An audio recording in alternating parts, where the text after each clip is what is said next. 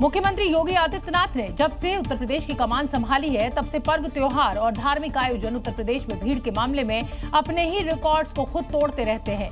महाकुंभ के बाद मुख्यमंत्री योगी आदित्यनाथ ने माघ मेले की ब्रांडिंग की और इसका साफ साफ असर दिख रहा है। एकादशी के बीच संक्रांति के बाद भी बड़ी संख्या में लोगों ने प्रयागराज में आस्था की डुबकी लगाई। श्रद्धालुओं का ये रेला बताने के लिए काफी है कि प्रयागराज में मकर संक्रांति के मौके पर कितने लोग पहुंचे हैं।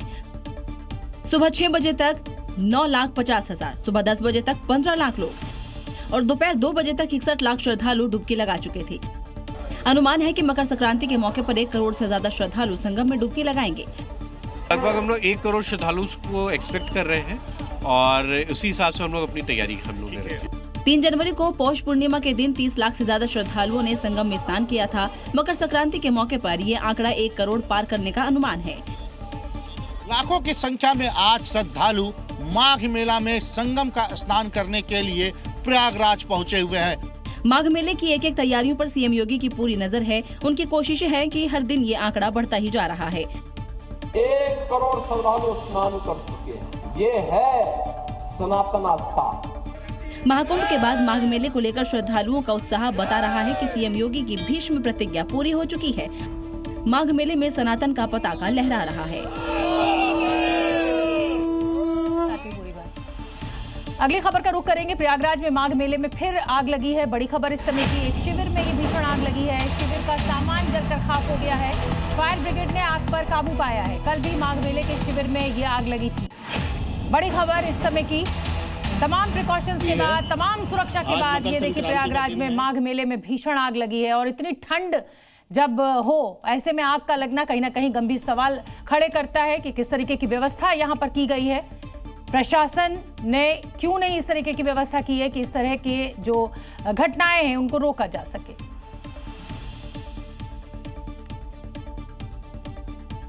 माघ मेले के बाद बात अब गोरखपुर के खिचड़ी मेले की करेंगे, जो एक धार्मिक आयोजन ही नहीं बल्कि शहर की सांस्कृतिक और स्वाद परंपरा का एक बड़ा उत्सव है। इस मेले में पड़ोसी देश नेपाल समेत देश भर से श्रद्धालु पहुंच रहे हैं। श्रद्धालुओं को कोई असुविधा ना हो, इसके लिए पुख्ता इंतजाम किए गए हैं। मुख्यमंत्री योगी आदित्यनाथ खुद एक तैयारी पर नजर रख रहे हैं। क्योंकि सीएम योगी की कोशिश है कि सनातन की एक पहचान को दुनिया के मानचित्र पर लाया जाए। प्रयागराज में माघ मेला की तरह ही गोरखपुर में खिचड़ी मेले में श्रद्धालुओं की एक सुविधा का ध्यान रखा जा रहा है। महायोगी गुरु गोरखनाथ की परंपरा से जुड़े लाखों श्रद्धालु हरियाणा, राजस्थान, बिहार और दूसरे राज्यों के साथ नेपाल से यहाँ पहुँच रहे हैं। गुरुवार की सुबह सबसे पहले गोरक्ष पीठ की तरफ से पीठाधीश्वर योगी आदित्यनाथ खिचड़ी चढ़ाकर बाबा को भोग अर्पित करेंगे। इसके बाद मंदिर के कपाट को खोल दिया जाएगा। 1 महीने तक चलने वाले इस मेले में श्रद्धालुओं की सुविधा को ध्यान में रखते हुए प्रशासन ने व्यापक तैयारियां की हैं। मुख्यालय से अतिरिक्त पुलिस बल प्राप्त हुआ है। हमारे पास ATS की टीम मिली है, SDRF की टीम मिली है, जल पुलिस की टीम मिली है। इन सबको मिलाकर के एक स्ट्रॉन्ग पुलिस अरेंजमेंट बनाया जा रहा है। गोरखनाथ मंदिर में मकर संक्रांति से शुरू होकर खिचड़ी मेला 1 महीने तक चलता है, जो नाथ संप्रदाय की आस्था और परंपरा का बड़ा पर्व है। अगली खबर BMC चुनाव से जुड़ी। गुरुवार को अब से ठीक 12 घंटे बाद BMC चुनाव के लिए मतदान होगा और इसके पहले मुंबई में बयानों की बाढ़ आ गई है। खासकर ओवैसी ब्रदर्स कुछ ज्यादा ही एग्रेसिव सियासत करते हुए दिख रहे हैं। बीजेपी पर निशाना साधने के चक्कर में कुछ ज्यादा बोलते भी नजर आ रहे हैं। और एक बार फिर 15 मिनट वाले बयान को अपने अंदाज में दोहरा गए। 15 तारीख 15 से रिश्ता टूटता ही नहीं है। 15 मिनट वाले बयान से नफरतियों के हीरो बने अकबरुद्दीन ओवैसी का ये नया दाव है। बीजेपी पर निशाना साधने के चक्कर में AIMIM अध्यक्ष असदुद्दीन ओवैसी के छोटे भाई अकबरुद्दीन ओवैसी ने एक बार फिर से उकसाने वाला बयान दे दिया है। मैं इस घर का किराएदार नहीं हूँ, मैं इस घर का मालिक हूँ। जितना ये मुल्क मोदी का है उतना ही ये मुल्क अकबरुद्दीन ओवैसी का भी है। अकबरुद्दीन का ये बयान वोट बटोरने की ट्रिक भर है और कुछ नहीं। अब बोलने की बारी मुंबई की है। वो किसे कबूल करती है, अकबरुद्दीन के डर को या फिर ओवैसी ब्रदर्स की आंखों में कांटे की तरह चुभने वाली बीजेपी को। मुंबई के BMC चुनाव में वोटिंग से पहले वोट जिहाद और लाउडस्पीकर एक बार फिर से सियासत का एपिक सेंटर बना हुआ है। खास तौर पर मुस्लिम बहुल इलाके में इसका जबरदस्त असर देखने को मिल रहा है। यहां उद्धव ठाकरे की पार्टी को वोट देने की अपील की गई और नारे भी लगाए गए। बीजेपी ने निशाना साधते हुए इसे वोट जिहाद से जोड़ दिया। वहीं लोगों का साफ तौर पर कहना है कि ये वोट जिहाद नहीं, लाउडस्पीकर हटाने वालों के खिलाफ वोट मांग रहे हैं। वोट जो है लाउड स्पीकर जिन लोगों ने हटाया उनके खिलाफ आप लोग वोट मांग रहे हैं। उसके लिए वोट मांग रहे हैं और उसके लिए हम मुद्दा साहब का फुल समर्थन देंगे। हालांकि राज ठाकरे के साथ आने के बाद भी लोगों को उद्धव ठाकरे पर पूरा भरोसा है। लाउड स्पीकर उतारने के लिए सबसे पहले अगर किसी ने आवाज उठाई थी तो राज ठाकरे ने उठाई थी। अब दोनों भाई साथ में हैं, तो कैसे आपको लगता है कि उद्धव ठाकरे कर पाएंगे? उद्धव ठाकरे करेंगे, हमको उद्धव साहब पे पूरा ट्रस्ट है। दूसरी तरफ मुस्लिम महिलाओं को अपने उम्मीदवार पर भी भरोसा नहीं है। इस तरह से मेरे यहाँ से जितने भी उम्मीदवार उतरे हैं, भले ही यहाँ बीजेपी नहीं है, लेकिन जितने भी उम्मीदवार यहाँ से उतरे हैं सब बीजेपी की गोद में जाकर बैठे हुए हैं। अब हमारी बारी है कि सब एक हो जाए। इन लोग पैसे दे दे के सबको खरीद रहे। बीएमसी चुनाव के लिए कल मतदान है, उससे पहले सियासी दल मतदाता को रिझाने में जुटे हैं। महाराष्ट्र में निकाय चुनाव का प्रचार थम चुका है, लेकिन सियासी संग्राम अभी भी जारी है। चुनाव आयोग के फैसलों पर सवाल खड़े हो रहे हैं और आरोपों की बौछार भी तेज हो गई है। शिवसेना, उद्धव गुट और कांग्रेस ने महायुति पर खुलेआम पैसे बांटने का आरोप लगाया है। महाराष्ट्र में निकाय चुनाव में आरोप प्रत्यारोप की राजनीति और तेज हो गई जब संजय राउत ने चुनाव में कैश कांड की एंट्री कर दी। विधानसभा में होगी, विधानसभा में हो गई, फिर नगर पालिका चुनाव में हो गई, अब महानगर पालिका पैसा बांट रहे। जहाँ शिंदे के लोग पैसा बांट रहे वहाँ बीजेपी के लोग उनको मार रहे, और जहाँ बीजेपी के लोग पैसा बांट रहे वहाँ शिंदे के लोग जाकर उनको मार रहे। प्रेस कॉन्फ्रेंस में संजय राउत ने आचार संहिता के बावजूद डोर टू डोर जाकर बीजेपी और शिंदे गुट पर घर घर जाकर पैसा बांटने का आरोप लगाया। उधर शोलापुर का एक वीडियो वायरल हो रहा है, जिसे लेकर कांग्रेस ने वार्ड 22 में बीजेपी उम्मीदवार अंबिका गायकवाड़ के बेटे पर वोटरों को पैसे बांटते हुए पकड़ने जाने का आरोप लगाया। वीडियो में 500-500 के नोट सड़क पर पड़े भी दिख रहे हैं। बता दें कि महाराष्ट्र में 29 नगर निगमों के चुनाव होने हैं। 15 जनवरी को मतदान और 16 जनवरी को मतगणना होगी। देखना होगा कि जनता मुद्दों पर वोट देगी या कैश चुनाव का पासा पलट देगा। बीएमसी चुनावों से पहले शिवसेना यूबीटी प्रमुख उद्धव ठाकरे और मनसे प्रमुख राज ठाकरे अपने परिवार के साथ मुंबा देवी मंदिर में दर्शन के लिए पहुंचे। ये बीएमसी चुनाव ठाकरे परिवार के लिए बेहद अहम माना जा रहा है, क्योंकि दोनों भाई 20 साल बाद साथ दिख रहे हैं। तो देखिए, उद्धव ठाकरे और राज ठाकरे, आदित्य ठाकरे भी साथ में है, उद्धव ठाकरे के पुत्र मुंबा देवी के मंदिर में पहुंचे हैं। दोनों ही भाई दर्शन करने के लिए 20 साल बाद दोनों भाई एक साथ दिखाई दिए हैं। बीएमसी का चुनाव भी साथ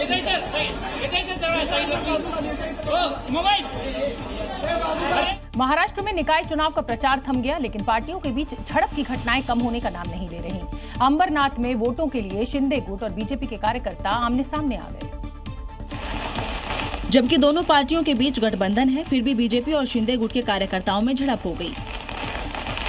इस घटना का वीडियो सामने आया, उसमें भारी आतिशबाजी के बीच शिंदे गुट और बीजेपी कार्यकर्ताओं से बहस होती नजर आई। देखते ही देखते बात इतनी बिगड़ गई कि गठबंधन के कार्यकर्ताओं के बीच हाथापाई शुरू हो गई। इसके बाद वहां अफरा तफरी मच गई। इसी बीच पुलिस के जवानों के साथ गठबंधन के नेता मामला शांत कराने पहुंचे, लेकिन उनकी बात सुनने के बजाय उनसे भी मारपीट करने लगे। इसके बाद दोनों तरफ से लात घूंसे चलने लगे। सड़क जंग का अखाड़ा बन गई। काफी देर तक बीजेपी और शिंदे गुट के कार्यकर्ताओं में मारपीट होती रही। हालांकि बाद में किसी तरह मामला सुलझाया गया, तब जाकर लोगों ने राहत की सांस ली। अगली खबर बिहार से। यहाँ सियासत की संक्रांति आज देखी गई। मकर संक्रांति पर सिर्फ सूर्य ही नहीं, दक्षिणायन से उत्तरायण हुआ, बल्कि सियासत में भी बड़ा बदलाव होता दिखा। बिहार में आज तेज प्रताप यादव के दही चूड़ा भोज के बाद लालू परिवार में भी बड़े बदलाव के संकेत दिखाई दिए, क्योंकि इस कार्यक्रम में पिता लालू प्रसाद यादव ने तेज प्रताप को आशीर्वाद दिया। तेज प्रताप ने भी माता पिता को भगवान बताया और कहा कि पिता के आगमन मात्र से ही आयोजन हिट हो गया। तेजू भैया का भोज सुपर डुपर हिट नहीं हो सकता, हमारा नहीं होगा तो किसका होगा। तेज प्रताप के भव्य दही चूड़ा भोज में बिहार के राज्यपाल आरिफ मोहम्मद खान, डिप्टी सीएम विजय कुमार सिन्हा, मंत्री अशोक चौधरी, उनके मामा साधु यादव समेत सत्ता पक्ष और विपक्ष के कई नेता शामिल हुए। तब बड़े बुजुर्ग से आशीर्वाद लेते हुए कुछ नया काम करना है आगे। दही चूड़ा भोज में राजनीति के साथ ग्लैमर का तड़का भी देखने को मिला। मिसेज इंडिया 2017 की दूसरी रनर अप मोनिका अनी भी इस भोज में शामिल हुई। कार्यक्रम काफी सफल रहा और मुझे उम्मीद है कि आगे ये अपने राजनीतिक तौर पे भी ये अपनी पार्टी का विस्तार करेंगे। हालांकि तेज प्रताप की मां राबड़ी देवी और भाई तेजस्वी यादव शामिल नहीं हुए, जिन्हें एक दिन पहले तेज प्रताप ने घर जाकर न्योता भेजा था। उत्तर प्रदेश के संभल में जहां भी अवैध कब्जा है, वहां योगी आदित्यनाथ का बुलडोजर दहाड़ रहा है। अवैध कब्जे पर बुलडोजर एक्शन की नई तस्वीर बिछौली गांव से सामने आई है। यहां सरकारी जमीन पर बने 5 अवैध मकानों को आज जमींदोज कर दिया गया। बुलडोजर की ये सीधी चोट संभल में हुए अवैध कब्जे पर है। बुलडोजर फुल स्पीड में गरजे तो कई सालों से किया अवैध कब्जा चंद मिनटों में मिट्टी में मिला दिया। जो मकान बनाए गए थे उसे तोड़ा जा रहा है। लगभग 5 ऐसे मकान है जिस पर कार्रवाई चल रही, जो कि सरकारी जमीन है, पार्क के लिए जमीन थी, स्कूल के लिए जमीन थी, उस जमीन पर कब्जा किया गया था। अवैध कब्जे वाले घरों की एक एक ईंट को बुलडोजर ने मलबे में तब्दील कर दिया। ग्राम सभा की जमीन पर बने हुए कब्जे को पूरी तरह जमींदोज करने के लिए 2 बुलडोजर काम पर लगे हुए थे। इस मकान पर यहाँ पर अवैध रूप से कब्जा किया गया था। ये मकान दरअसल गांव के प्रधान के द्वारा अवैध रूप से कब्जा किया गया था। प्रशासन के मुताबिक इस गांव में करीब 20 बीघे जमीन पर अवैध कब्जा हुआ है, जिसकी पैमाइश भी की गई, यानी यहां बुलडोजर एक्शन का अलग राउंड भी तय माना जा रहा है। बात करते हैं जम्मू कश्मीर में चल रहे आतंक के खिलाफ ऑपरेशन की। कठुआ में 2 संदिग्धों के देखे जाने के बाद सुरक्षा बल एक्शन में है। उधर ड्रोन दिखने के बाद सेना ने इलाके में सर्च ऑपरेशन चला दिया है। मतलब घाटी में आतंकियों को जमराज तलाश रहे हैं। और जैसे ही इन दहशतगर्दों की पहचान होगी, सुरक्षा बल इन्हें जहन्नुम का रास्ता दिखा देंगे। घाटी में डबल अटैक की ये 2 तस्वीरें देखिए। पहली तस्वीर कठुआ में आतंकियों की तलाश की है, वहीं एलओसी में ड्रोन दिखने के बाद सेना का पूरे इलाके में सर्च ऑपरेशन जारी है। कठुआ के राजबाग इलाके में स्थानीय लोगों ने 2 संदिग्ध लोगों को देखा, जिसके बाद ये सूचना सुरक्षा बलों को दी गई। स्पेशल ऑपरेशंस ग्रुप और सीआरपीएफ की टीमें मौके पर पहुंची और तलाशी अभियान शुरू कर दिया। ये पूरा ऑपरेशन एसपी ऑपरेशंस के नेतृत्व में चलाया जा रहा है।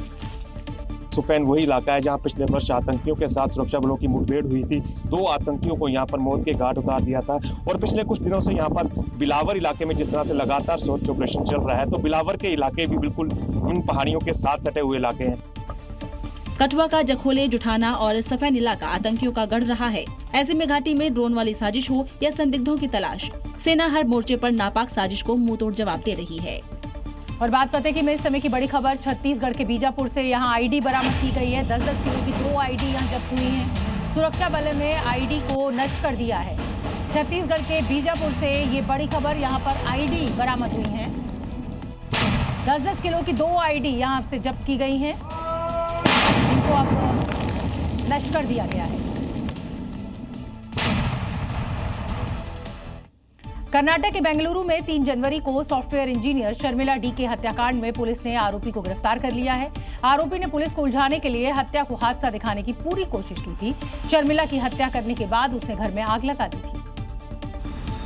पुलिस ने जब शर्मिला डीके का पोस्टमार्टम किया तो खौफनाक सच सामने आ गया, क्योंकि सॉफ्टवेयर इंजीनियर की मौत जलने से नहीं बल्कि गला घोटकर की गई थी। पुलिस ने 9 दिन बाद उसके पड़ोस में रहने वाले एक कॉलेज छात्र को गिरफ्तार किया। पूछताछ में आरोपी ने अपना गुनाह कबूल कर लिया है। उसने शारीरिक संबंध न बनाने पर शर्मिला की हत्या कर दी। पुलिस ने हत्यारे को बताया कि वो रात को स्लाइडिंग खिड़की के जरिए शर्मिला के फ्लैट में घुसा और शर्मिला से जबरदस्ती करने लगा, जिसके विरोध में शर्मिला ने चिल्लाना शुरू कर दिया।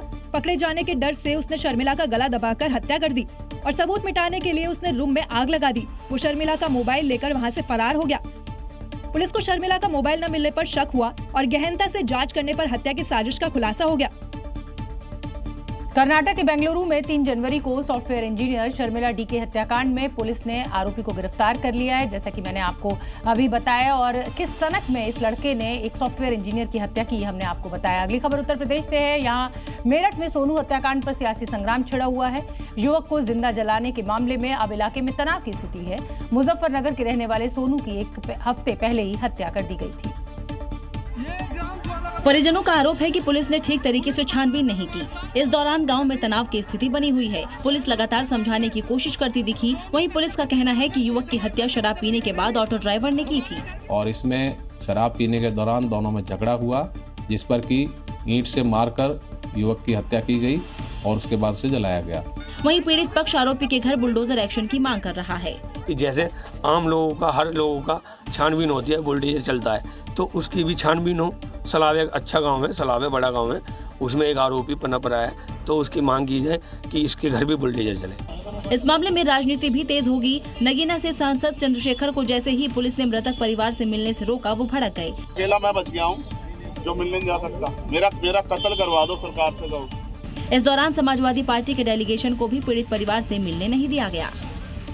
और दिल्ली से इस समय की बड़ी खबर, यहाँ डीडीए ने बुलडोजर एक्शन किया है। बेगमपुर में डीडीए का बुलडोजर चला है। अतिक्रमण के खिलाफ यहाँ पर बुलडोजर एक्शन। दिल्ली के बेगमपुर में अवैध कब्जे के ऊपर ये बुलडोजर एक्शन हुआ है।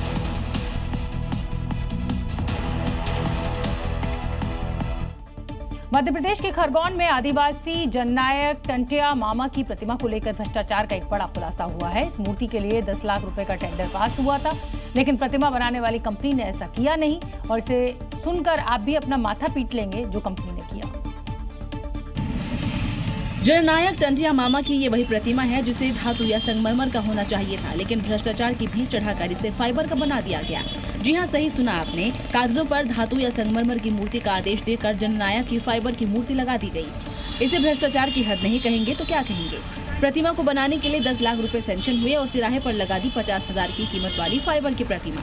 हैरानी की बात यह है कि ये अधिकारियों ने इसकी जांच नहीं की, और अगर जांच की है तो सोचिए भ्रष्टाचार किस हद तक फैला हुआ था। भ्रष्टाचार के इस खुलासे के बाद अधिकारियों में हड़कंप मचा हुआ है। मूर्ति चूंकि धातु की होनी चाहिए, उन्होंने FRP आइटम का लगाया है, तो अभी तो परिषद ने ये निर्णय लिया है कि हम धातु की मूर्ति वहाँ पे लगा के देंगे। फाइबर की प्रतिमा लगाने वाली कंपनी को ब्लैकलिस्ट कर दिया है, साथ ही प्रतिमा को तत्काल बदलने और दोषी अधिकारियों पर भी कार्रवाई के आदेश दिए हैं। काल कब, कहां और किस रूप में सामने आ जाए, इसका अंदाजा लगाना नामुमकिन है। धर्मनगरी मथुरा से एक ऐसा ही मामला सामने आया है। यहां चाय की दुकान पर हंसते बोलते एक शख्स की जिंदगी पल भर में थम गई।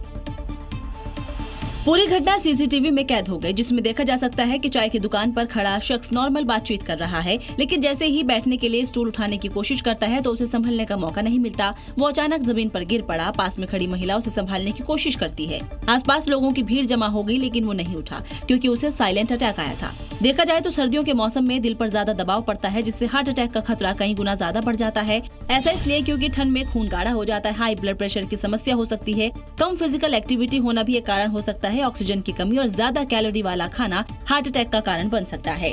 ठंड में दिल की देखभाल करने के लिए ठंडी हवा से बचे, गर्म कपड़े पहने, ब्लड प्रेशर समय समय पर चेकअप कराएं, हल्का खाना खाएं, पर्याप्त पानी पिएं और थोड़ी बहुत फिजिकल एक्टिविटी करें।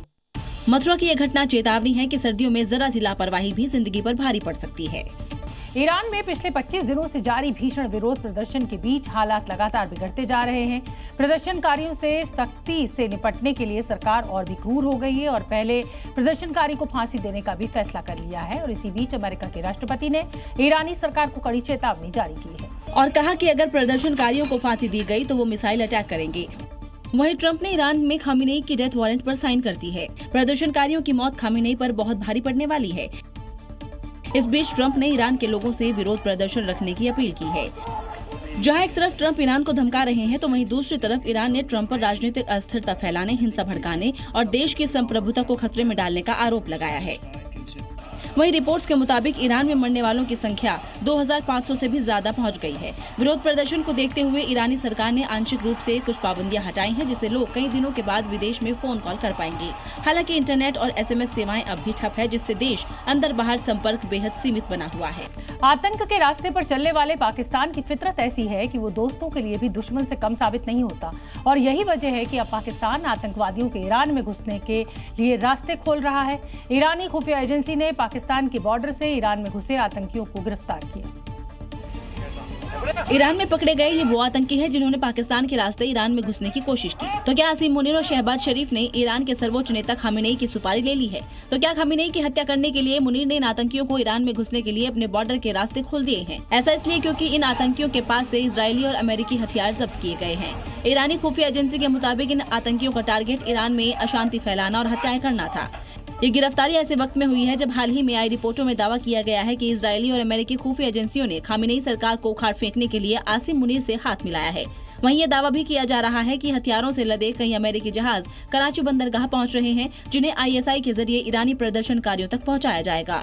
पाकिस्तान में सियासी उथल-पुथल थमने का नाम नहीं ले रही। जेल में बंद पूर्व प्रधानमंत्री इमरान खान को लेकर सरकार और विपक्ष आमने सामने हैं और इस बीच इमरान खान की बहनों ने एक बार फिर सड़कों पर उतरकर खुला विरोध दर्ज कराया तो मुनीर ने लाठियां चलवा दी। ये तस्वीरें पाकिस्तान के रावलपिंडी की है, जहां इमरान खान की बहनों ने पार्टी कार्यकर्ताओं के साथ फैक्ट्री नाका पर धरना प्रदर्शन दिया क्योंकि उन्हें अदियाला जेल में इमरान खान से मिलने से रोका गया। पिछले काफी दिनों से पाकिस्तान की राजनीति में उथल-पुथल हो रही है। एक तरफ जेल में बंद इमरान खान है तो दूसरी तरफ मौजूदा शहबाज शरीफ की सरकार इमरान खान को देश की सुरक्षा के लिए खतरा बता रही है। तो PTI का आरोप है कि शहबाज सत्ता का दुरुपयोग कर रहे हैं। इमरान खान की बहनें और पीटीआई समर्थक बीते कई हफ्तों से इमरान खान से मुलाकात पर लगी रोक का विरोध कर रहे हैं, लेकिन मुनीर की पुलिस पीटीआई समर्थकों और इमरान की बहनों को आगे बढ़ने से रोक रही है। अब एक तरफ हाईकोर्ट का आदेश है, दूसरी तरफ मुनीर की मर्जी। ऐसे में सवाल ये है कि क्या पाकिस्तान की सियासत में ये टकराव खत्म हो पाएगा या नहीं। ऑपरेशन सिंदूर की चोट से तिलमिलाए पाकिस्तान के आतंकी संगठनों की बौखलाहट अब खुले तौर पर दिखने लगी है। पीओके में एलओसी के पास लश्कर-ए-तैयबा के एक बड़े आतंकी ने हिंदुओं के खिलाफ जहर उगला। आतंकी मूसा ने कहा कि कश्मीर को आजादी हिंदुओं के सिर काटने से मिलेगी। खुद तो यह आतंकी अपने बिल में म्याऊं म्याऊं कर रहा है और धमकी दे रहा है हिंदुस्तान के हिंदुओं के सिर कलम की। लगता है ऑपरेशन सिंदूर में कोई कसर रह गई थी, इसलिए इस जैसे जिहादी चूहे हिंदुस्तान के खिलाफ गीदड़ भभकी की हिम्मत दिखा रहे हैं। बॉर्डर पार से हिंदुओं के सिर काटने की धमकी देने वाला ये आतंकी लश्कर-ए-तैयबा का कमांडर अबू मूसा है और एलओसी के करीब से हिंदुओं के खिलाफ भड़काऊ तकरीर दे रहा है।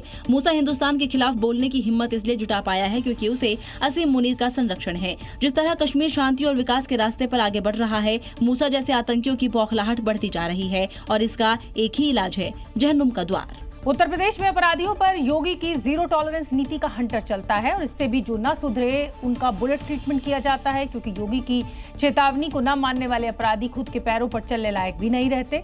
अस्पताल के स्ट्रेचर पर लेटे अपने गुनाहों की माफी मांगते हैं।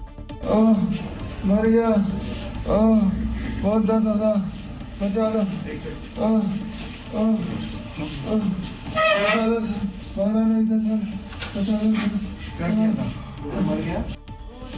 अब इस इनामी बदमाश कलीम का हाल देख लीजिए। हाथ जोड़कर गिड़गिड़ा रहा है, गुनाहों के लिए तौबा तौबा कर रहा है, मुठभेड़ में लंगड़ा हुआ है। ये वो बदमाश है जिसने अमरोहा में जज के पेश कर राशिद हुसैन की उनकी पत्नी और बच्चों के सामने पीट पीट कर हत्या कर दी थी। इस हत्यारे का सामना जब योगी फोर्स के बुलेट से हुआ तो इसे साक्षात यमराज दिखने लगे। और अगर किसी गुंडे ने कुछ दुस्साहस किया तो उस गुंडे के लिए अगले चौराहे पर यमराज उसका टिकट काटने के लिए जरूर बैठा होगा। यही वजह है कि अपराध को जड़ से मिटाने के लिए यूपी में शहर शहर एनकाउंटर चल रहे हैं। औरैया में एक बदमाश को लंगड़ा किया गया तो फिरोजाबाद में भी एक लुटेरे का यही हाल हुआ। वहीं बरेली और बाराबंकी में भी बदमाशों का पुलिस ने हिसाब कर दिया। अगली खबर उत्तर प्रदेश के सहारनपुर से। यहाँ पुलिस से बदसलूकी करने वाले बदमाशों का उत्तर प्रदेश पुलिस ने अपने ही स्टाइल में इलाज किया और इसके बाद बदमाश हाथ जोड़कर रहम की भीख मांगते नजर आए। आगे से ऐसी गलती न करने की कस्में भी खाई। पुलिस के कंधों के सहारे लंगड़ाकर चल रहे इन बदमाशों पर आरोप है कि इन्होंने पुलिसकर्मियों से बदतमीजी की थी, वर्दी पर हाथ डाले थे, जिसके बाद योगी फोर्स ने पकड़कर इनकी जमकर कुटाई की। अब इनके होश ठिकाने आ गए हैं। पता चल गया है कि योगी फोर्स से उलझने का मतलब क्या होता है।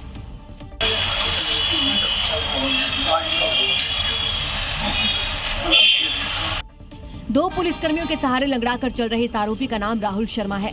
इलाके में इसका खौफ था, नशा करना और लोगों से मारपीट करना इसका काम था, लेकिन योगी फोर्स के इलाज के बाद अब इसके सूर बदल गए हैं। मेरे गलती हो गई बहुत बड़ी, जो मैंने इन पे गिरबान पे हाथ डाल दिया, दूसरे आज के बाद ऐसी गलती नहीं करूँगा।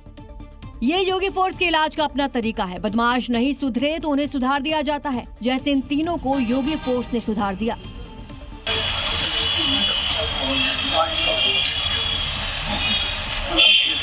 सोशल मीडिया में लाइक और कमेंट्स पाने की होड़ में लोग किसी भी हद तक चले जा रहे हैं। हरिद्वार के हर की पौड़ी जैसे पवित्र स्थल पर भी ऐसा ही कुछ देखने को मिला। यहाँ दो युवक शेख बनकर घूमते नजर आए।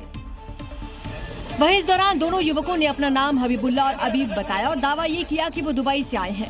इस बीच वो कई लोगों के साथ सेल्फी लेते नजर आए, लेकिन जैसे ही स्थानीय लोगों और साधु संतों ने इसका विरोध किया तो दलील देने लगे कि भारत में कहीं भी घूम सकते हैं। इसके बाद इस घटना की सूचना पुलिस को दी गई। पुलिस ने कार्रवाई की। कुछ ही घंटे में इन दोनों युवकों को दबोच लिया। दोनों युवक हिंदू हैं। यहाँ पे हरिद्वार में आ गए थे वीडियो बनाने के लिए, पर हमें पता नहीं था कि हर की पौड़ी पे इन वेशभूषा में जाना मना है। हमसे ये गलती हो गई है। अगर हमारी इस गलती की वजह से किसी की भावनाओं को ठेस पहुंची हो, उसके लिए हम माफी चाहते हैं। दरअसल इनका अपना YouTube चैनल है और चैनल पर व्यूज के लिए शेख के कपड़ों में हर की पौड़ी पर घूमते नजर आए। इससे पहले भी ये लोग मॉल और कई जगह पर ऐसा कुछ कर चुके हैं। पुलिस का साफ संदेश है कि धार्मिक स्थलों की मर्यादा से समझौता बर्दाश्त नहीं किया जाएगा।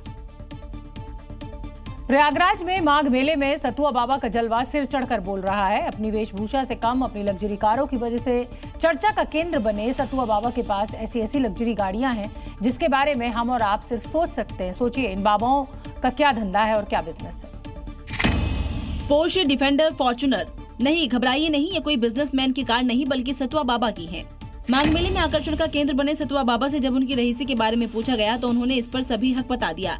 भारत का हर नागरिक इन गाड़ियों का हकदार है, क्योंकि हर भारतीय वोट देने का अधिकार है, तो इस वैभव को भी इन गाड़ियों में भी बैठने का अधिकार है। इतना ही नहीं बल्कि उन्होंने इसी गाड़ी से बेधर्मियों को कुचलने की कसम भी खाई।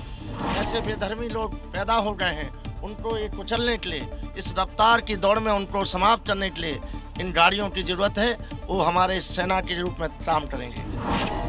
सतुआ बाबा के इन बयानों और वीडियो ने सोशल मीडिया पर बहस छेड़ दी है। कई लोग इसे साधु संतों की जीवन शैली के उलट बता रहे हैं, जबकि बाबा का कहना है कि आधुनिक संसाधनों का उपयोग साधु संतों के लिए गलत नहीं है। माघ मेले में सतुआ बाबा की मौजूदगी और उनके बयान ने ये साफ कर दिया है कि वो आलोचनाओं से पीछे हटने वाले नहीं हैं। प्रयागराज माघ मेले के दौरान भक्ति और शक्ति के अलग अलग रंग देखने को मिल रहे हैं। इस अद्भुत आयोजन में अमेठी के सगरा आश्रम के पीठाधीश्वर मौनी महाराज ने एक ज्योतिर्लिंग की स्थापना की, जो भगवान शिव की अनोखी भक्ति का प्रतीक बनकर सामने आया। 5 करोड़ 51 लाख रुद्राक्ष, 11 फीट ऊंचा भव्य और विशाल शिवलिंग माघ मेले में शिव भक्तों के आकर्षक का केंद्र बना हुआ है। इस विशाल शिवलिंग के चारों ओर 11,000 त्रिशूल स्थापित किए गए हैं। ये त्रिशूल अलग अलग रंगों में सजाए गए हैं, जो एक अलग ही दिव्यता का अनुभव कराता है। इसलिए जो शिव है उनकी कृपा से ही ज्योतिर्लिंग का निर्माण हो रहा है, और वो ज्योतिर्लिंग तीर्थराज प्रयाग में है, जहाँ देव, धनुष, किन्नर, नरश्रेणी, सादर, मध्य, सकल, त्रिवेणी सब आ गए हैं। सारे देवता साक्षी हैं, किन्नर साक्षी हैं, गंधर्व साक्षी हैं, ऋषि मुनि साक्षी हैं, त्रिवेणी साक्षी हैं।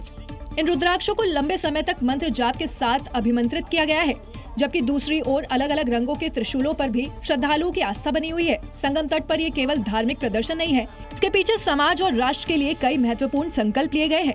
मौनी महाराज ने देश की सीमाओं की सुरक्षा और आंतरिक शांति के लिए प्रार्थना की है। एक वक्त था जब घर की बनी चीजों को सबसे सुरक्षित माना जाता था, लेकिन अब सवाल उठ रहा है कि क्या ब्रांडेड होना ही सुरक्षित होने की गारंटी है। ऐसा इसलिए क्योंकि उत्तर प्रदेश के बुलंदशहर से आई एक लैब रिपोर्ट में अमूल के प्रोडक्ट जो हैं वो सवालों के घेरे में हैं। हालांकि अमूल ने इसे गलत जानकारी बताया है। दरअसल बुलंदशहर में खाद्य सुरक्षा विभाग की जांच में अमूल की मस्ती दही शुद्धता की कसौटी पर फेल हो गई। लैब रिपोर्ट के मुताबिक दही में कोलीफॉर्म बैक्टीरिया करीब 2100 गुना ज्यादा पाया गया, जबकि यीस्ट और मोल्ड 60 गुना ज्यादा दर्ज किए गए। अमूल मस्ती दही मानकों पर फेल, रबड़ी और दूध भी फेल, दूध और दही के सैंपल फेल, देशी घी में वनस्पति तेल। इस मामले में खाद्य विभाग का बयान भी आया है। हम लोगों को 33 रिपोर्टें लैब से प्राप्त हुई हैं, जिनमें 18 सैंपल्स जो हैं वो मानक के अनुरूप नहीं पाए गए हैं, और एक नमूना जो घी का है वो असुरक्षित पाया गया है। हालांकि अमूल ने अपने बयान में रिपोर्ट को भ्रामक बताते हुए कहा है कि उनके उत्पाद पूरी तरह लैब टेस्टेड और सुरक्षित है, लेकिन अब जरूरत सिर्फ भरोसे की नहीं बल्कि पारदर्शी जांच की है, क्योंकि सेहत से बड़ा कोई ब्रांड नहीं। उत्तर प्रदेश के मुरादाबाद में कोचिंग सेंटर के बाहर का सीसीटीवी फुटेज खूब वायरल है, जिसे लेकर दावा किया जा रहा है कि कुछ मुसलमान लड़कियां साजिश के तहत हिंदू छात्राओं को जबरन बुर्का पहना रही हैं। इसे अवैध धर्मांतरण का नया तरीका बताया जा रहा है। हिंदू संगठनों ने प्रशासन से मामले में सख्त एक्शन लेने की मांग की है। वीडियो में 3 बुर्का पहने लड़कियां नजर आ रही हैं और साथ में एक लड़की बिना बुर्के के नजर आ रही है। हिजाब पहने लड़कियां पहले उससे कुछ बात करती है और फिर जबरन उसे हिजाब पहनाने लगती है। इसके बाद वो लड़की खुद हिजाब पहनने लगती है, लेकिन जैसे ही उनको लगता है कि कोई आ रहा है, ये लोग वहां से भागने लगते हैं। यही वो कोचिंग सेंटर के बाहर का वीडियो है जिस पर बवाल मचा हुआ है। हिंदू संगठनों ने इसे धर्मांतरण करने का नया पैंतरा बताया है। जिस तरह बुर्का गैंग एक हिंदू लड़की को बुर्का पहना रहा है, उससे सवाल उठता है और शक होना एकदम लाजमी है। प्री प्लान्ड कुछ लड़कियां जो बुर्का पहन के आती है, प्री प्लान्ड यहाँ की लड़कियों को बरगलाती है और उनको उनके भेष बदलवा के और लड़कों से दोस्ती कराने के लिए। हिंदू संगठन और आसपास के लोगों ने एसडीएम से इसकी शिकायत की है और बुर्का गैंग पर कार्रवाई। छत्तीसगढ़ के महासमुंद में धान रखने वाले सरकारी केंद्रों से 81,000 क्विंटल से ज्यादा धान गायब हो गया, यानी सीधे तौर पर 25 करोड़ का घोटाला हुआ। लेकिन अब सवाल उठे तो केंद्रों के प्रभारी ने अजीबोगरीब दलील दी। क्या दलील दी, देखिए आप। कहने लगे कि इन धान को गाय, चूहा, कीट पतंगे, दीमक की वजह से गायब हो गया। सोचिए जरा, 25 करोड़ के धान चूहे चटकर गए। ऐसे में तो 81 क्विंटल से ज्यादा धान खाकर चूहा हाथी बन गया होगा। और छत्तीसगढ़ में 15 फीट का चूहा देखे तो चौंकिएगा मत। समर्थन मूल्य में सरकार किसानों का एक एक दाना खरीद रही है, लेकिन शासन प्रशासन के नाक के नीचे धान संग्रहण केंद्रों में सरकार को करोड़ों का चूना लगाया जा रहा है। मामला सामने आने के बाद इन्हें नोटिस दिया गया है। हमको जैसे संज्ञान में आया है, जैसे धान का निराकरण हुआ है, उसके बाद इनको विभाग की तरफ से नोटिस गया है। पांचों प्रभारियों को नोटिस गया है। इनके द्वारा जो जवाब आया है, जवाब का परीक्षण हो रहा है। सबसे जबरदस्त बात यह है कि ऐसी घटना 5 केंद्रों में हुई है और सभी केंद्रों के प्रभारियों का जवाब एक जैसे मिलते जुलते पाए गए हैं। और बरसात में भी बहुत धान नीचे गिरा जिसका हम लोग यूज नहीं कर पाए। फिलहाल जवाबों के आधार पर आगे की कार्रवाई की जा रही है। उत्तर प्रदेश के रामपुर में एक बुजुर्ग को कोबरा सांप के साथ खेलना भारी पड़ गया। दरअसल गांव की सड़क से जा रहे बुजुर्ग ने रास्ते से एक सांप को पकड़ लिया। उसकी बहादुरी देख वहां मौजूद लोगों ने जमकर हौसला बढ़ाया और फिर क्या कुछ हुआ देखिए आप। जिसके बाद 50 साल के बुजुर्ग सांप का फन पकड़कर वही सड़क के किनारे बैठ गए। 6 फुट लंबे सांप को बुजुर्ग किसान कभी गर्दन में पीछे ले जाता, कभी उसे अपने दोनों हाथों से ऐसे पकड़कर खेलते जैसे कोई बच्चा खिलौना खेलता हो। वहीं इस दौरान वो सड़क पर सांप को लपेटे बैठे रहे। लोगों ने सांप को छोड़ने की भी बात कही, लेकिन बुजुर्ग किसान किसी अलग ही दुनिया में थे। इस बीच वो सड़क पर बैठे बैठे सुस्त से हो गए और दोनों तरफ लोग खड़े होकर उन्हें दूर से ही देखते रहे। लेकिन जैसे ही किसी ने उन्हें आवाज लगाई वो उठकर उन्हें देखने लगे। दरअसल सांप से खेलने के दौरान उन्हें कोबरा ने 3 बार डस लिया था। जहर खून में इतनी तेजी से फैला कि उन्हें समझ ही नहीं आया। वहीं उन्हें अस्पताल ले जाया गया, लेकिन तब तक देर हो चुकी थी, जिसके बाद उनके परिजनों को उनकी मौत की सूचना दी गई। मैनपुरी से इस समय की बड़ी खबर आपको बता दें, यहाँ पर भीषण आग का मामला सामने आया है। गैस पाइप स्टोर में ये भीषण आग लगी है। आग से इलाके में हड़कंप, कड़ी मशक्कत के बाद आग पर काबू तो पा लिया गया है, लेकिन ये तस्वीरें जो है डराने वाली हैं। आप आग की लपटों को देखकर अंदाजा लगा सकते हैं कि कितनी भयानक ये आग रही। गैस पाइपलाइन स्टोर में ये आग लगी। बच्चों को स्कूल उनका भविष्य बनाने के लिए भेजा जाता है और इसका जिम्मा स्कूल के टीचर्स पर होता है। लेकिन सोशल मीडिया पर एक ऐसे टीचर का वीडियो सामने आया है जिनकी हिंदी अगर आप सुनेंगे तो खुद ही सिर पीट लेंगे अपना। मास्टर जी से बोर्ड पर आशीर्वाद लिखने के लिए कहा गया। फुल तनाव में मास्टर जी लिखने लग गए और आशीर्वाद को ऐसा लिखा कि वो श्राप लगने लगेगा। इसके बाद दूसरे शब्द लिखने के लिए कहा गया। क्या नाम है आपका? श्रीराम शर्मा जी। ये आशीर्वाद आपने लिखा, सही लिखा? अंडा लिख के दिखाओ। अंडा, अंडा क्या लिखा है? ये क्या लिखा है? अंडा। अब लिखो डंडा लिख के दिखाओ। श्रीराम शर्मा जी, आप यहाँ डंडा लिख के दिखाएं। डंडा। जब सामने वाले शख्स ने डंडा लिखने के लिए कहा तो आनाकानी करते हुए मास्टर जी सिर खुजाने लगे। मतलब अभी तक बच्चों को तो गलत पढ़ा ही रहे थे, असलियत सामने आने पर मुंह छिपा रहे हैं। चल आप गंगा लिख के दिखाएं। गंगा, गंगा लिख के दिखाएं।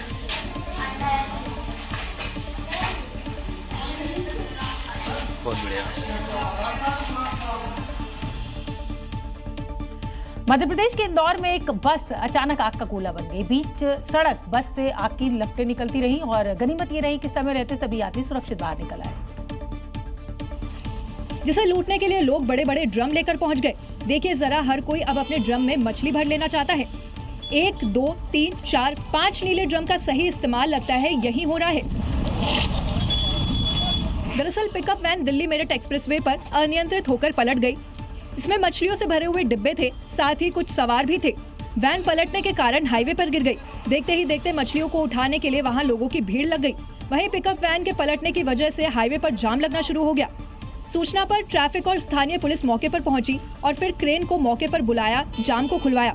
गनीमत रही कि पिकअप के पलटने से किसी को कोई गंभीर चोट नहीं आई। वैन मेरठ से लाल कुआं की तरफ जा रही थी। मध्य प्रदेश के इंदौर में एक बस अचानक आग का गोला बन गई। बीच सड़क बस से आग की लपटें निकलती रहीं। गनीमत ये रही कि समय रहते सभी यात्री सुरक्षित बाहर निकल आए, वरना ये हादसा बड़ा नुकसान कर सकता था। धू-धू कर जल रही ये बस सांवेर से इंदौर की तरफ जा रही थी, जहां अचानक बस से चिंगारी उठी और देखते ही देखते आग विकराल होती चली गई। बस की खिड़कियों से निकल रहे काले धुएं के गुबार के बीच से आग की लपटें आसमान छूती दिखाई दे रही है। बता दें कि हादसे से ठीक पहले बस ने एक एक्टिवा सवार को टक्कर मार दी थी, जिसमें युवक गंभीर रूप से घायल हो गया था। और टक्कर के कुछ ही देर बाद बस के अगले हिस्से में अचानक चिंगारी उठी दिखाई दी और पूरी बस आग की चपेट में आ गई। हालांकि समय रहते सभी यात्री बस से बाहर निकल गए। घटना की सूचना मिलते ही पुलिस और फायर ब्रिगेड की टीम मौके पर पहुंची, लेकिन तब तक बस खाक हो चुकी थी। अब पुलिस आग लगने के कारण का पता लगा रही है। राजस्थान के सीकर में सड़क हादसा हुआ है। बड़ी खबर इस समय की। भीषण सड़क हादसे में 6 लोगों की जान चली गई है। 6 महिलाओं की मौत हुई है, 3 लोग इसमें घायल हुए हैं। ट्रक और कार की आमने सामने की टक्कर के चलते इसमें लोगों की जान गई है। ये देखिए, आप कार की स्थिति देखकर अंदाजा लगा सकते हैं। 6 लोगों की इस सड़क हादसे में मृत्यु हो गई है, 3 लोग गंभीर रूप से घायल हैं। लेकिन सवाल ये भी खड़ा होता है कि 9 लोग इस कार में सवार थे।